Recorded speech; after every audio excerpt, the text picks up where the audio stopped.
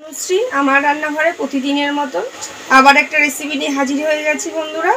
আশা করি আপনারা ভালোই আছেন। আমার রেসিপিটা দেখার জন্য সবাইকে জানাই স্বাগত। আর আমার রেসিপিটা দেখে যদি ভালো লেগে থাকে তাহলে একটা লাইক শেয়ার সাবস্ক্রাইব করে দেবেন। যাই হোক, আজকে রেসিপিটা দেখা যাক কী রেসিপি।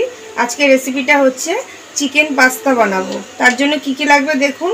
চিকেনটাকে ছোটো ছোটো করে একদম কিমার মতন কেটে ধুয়ে রেখেছি, পেঁয়াজ কেটে রেখেছি, রসুন কুচিয়ে রেখেছি, কাঁচা লঙ্কা কুচি করে রেখেছি। আর এখানে পাস্তা তো লাগবেই, পাস্তা নিয়ে নিয়েছি। তার সাথে আরও অনেক কিছুই দেব, সেটা তো আপনারা দেখতেই পাবেন। আগে থেকে গ্যাস অন করে খালি কড়াইতে জল দিয়ে বসিয়ে দিয়েছি।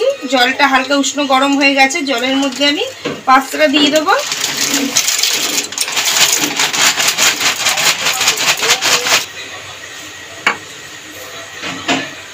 পাস্তাটা সেদ্ধ বসিয়ে দিয়েছি, তার মধ্যে নুন দিয়ে দেবো অল্প করে।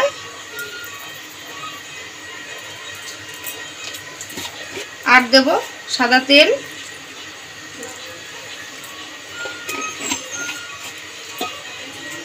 একটুখানি নাড়িয়ে নেব।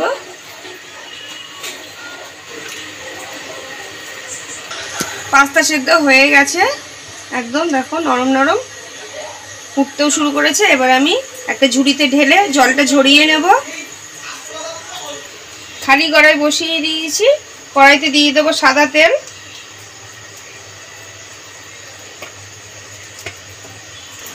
তেল গরম হয়ে গেছে, গরম তেলের মধ্যে দিয়ে দেবো চিকেনের কিমাটা।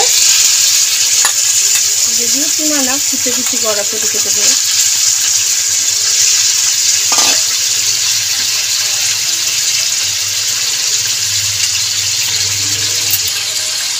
নুন দিয়ে দেবো অল্প করে।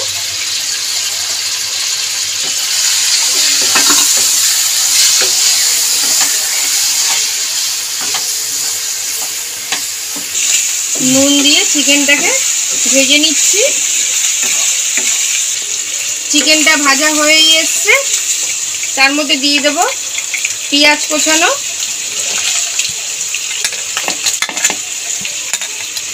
রসুন কোচানো, লঙ্কা কোচানো,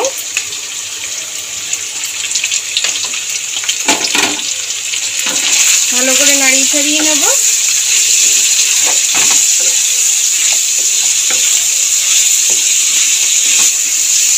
নেড়ে চেড়ে পেঁয়াজটাকেও ভেজে নিলাম। পেঁয়াজ, রসুন, কাঁচা লঙ্কা, আগে থেকে জল ঝরিয়ে রেখেছিলাম, সেদ্ধ করা পাস্তা দিয়ে দেবো।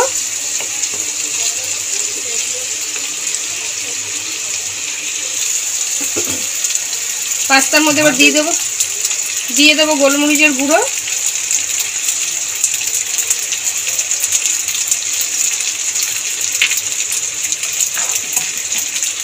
আমি তো পাস্তা সেদ্ধ করার সময় নুন দিয়েই সেদ্ধ করেছিলাম, আবার মাংসতেও দিয়েছিলাম, তাই হালকা করে নুনও দিয়ে দিলাম স্বাদ মতন। দিয়ে ভালো করে নেড়ে চেড়ে মিশিয়ে নেব। দিয়ে দেবো ক্যাপিচিনো চিলি সস,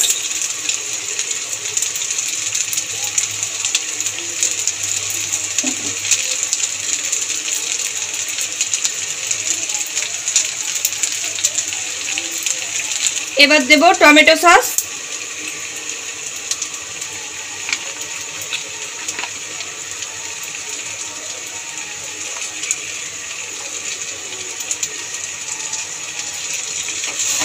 এবার ভালো করে মিশিয়ে নেব দুটো সস দিয়েই। নেড়ে চেড়ে ভালো করে মিশিয়ে নিয়েছি পাস্তা দিয়ে সসটাকেও। ব্যাস রেডি হয়ে গেছে আমার চিকেন পাস্তা। এবার আমি নামিয়ে নেব।